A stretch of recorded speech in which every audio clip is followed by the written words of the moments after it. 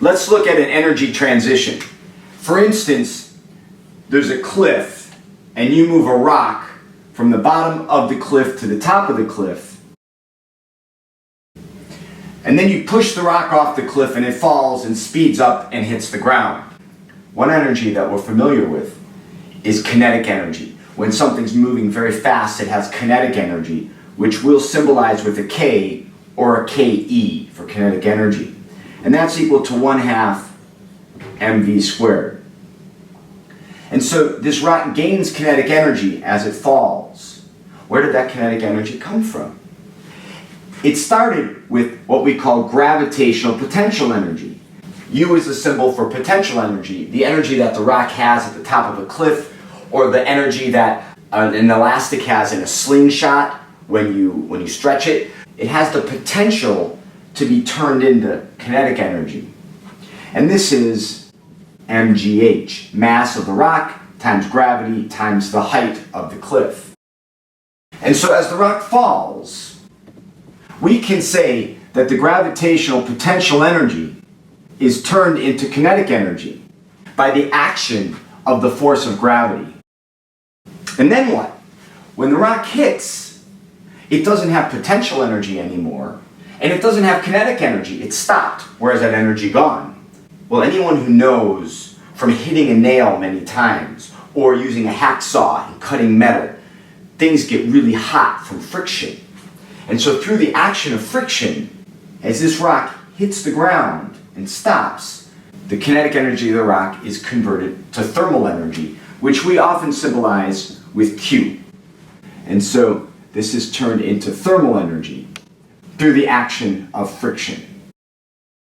So this is a simple story of a rock falling off a cliff. The gravitational potential energy turns to kinetic energy, turns to heat. But the story goes on from there because this heat energy can't disappear, and this gravitational potential energy didn't come from nowhere. How did the rock get up there in the first place? Well, I moved it. So it was my muscles were the mechanism that did the work to move the rock from the bottom to the top. Okay, so the work was turned into gravitational potential energy. But where did that energy come from? That came from what I ate in the morning, potentially. That was the energy I put in my body.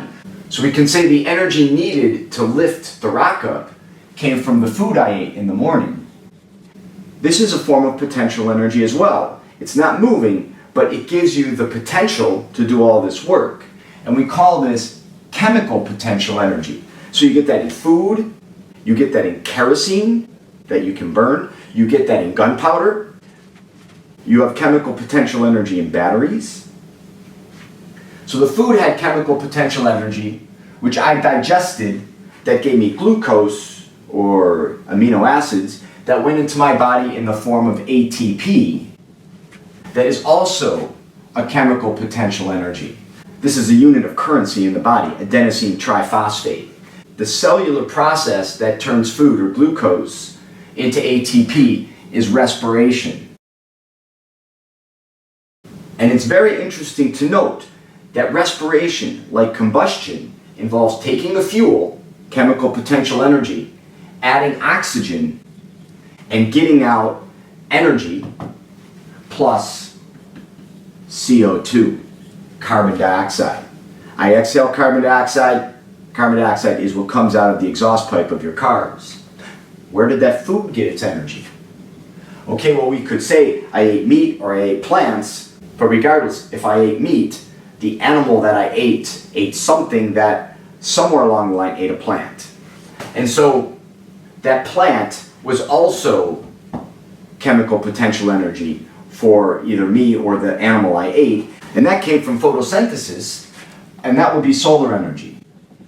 So energy from the sun turns into this chemical potential energy in plants through the action of photosynthesis, which comes to me through eating and turns to ATP through cellular respiration. I use that ATP in the work that my muscles do to lift the rock up, to give me gravitational potential energy. It falls, becoming kinetic energy, and hits the ground, creating thermal energy. Q.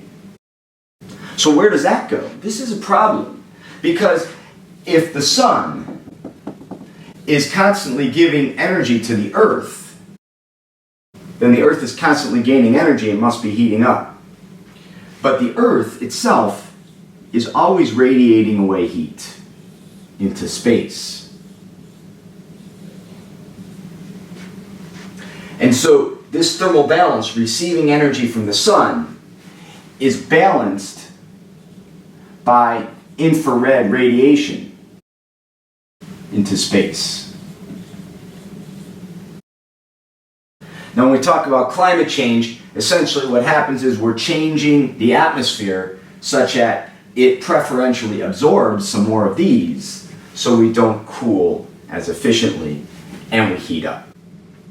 However, by and large, we're in balance. The radiant energy that we get from the sun goes through all these processes and is equal to the radiation that we send out in space. Now, it's important to mention an issue of efficiency. All of the solar energy absorbed by the plants don't go into my food, into my ATP, into the potential energy of the rock. There's energy lost, quote, lost along the way, because some of the solar energy is converted to plant, but some of it just warms the Earth up.